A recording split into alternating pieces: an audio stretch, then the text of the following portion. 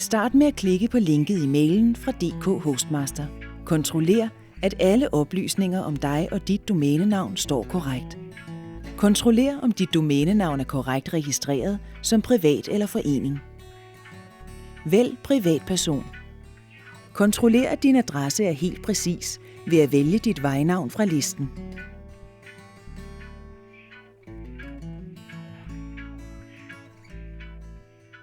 Afslut ved at trykke på Valider. Hvis det ikke lykkes at validere dig på denne måde, skal du bruge dit nøglekort. Klik her.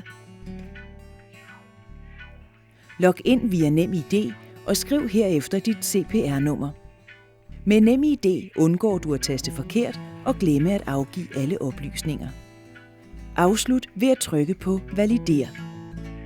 Kontroller oplysningerne en sidste gang og tryk på Jeg bekræfter. Du har nu valideret dine kontaktoplysninger for dit DK-domænenavn. Du får en kvittering på skærmen. Hvis dine kontaktoplysninger ikke er identiske med CPR-registret, skal du oprette en ny bruger og overdrage domænenavnet hertil. Se videoen om overdragelse af domænenavne på hjemmesiden. Tak for din hjælp.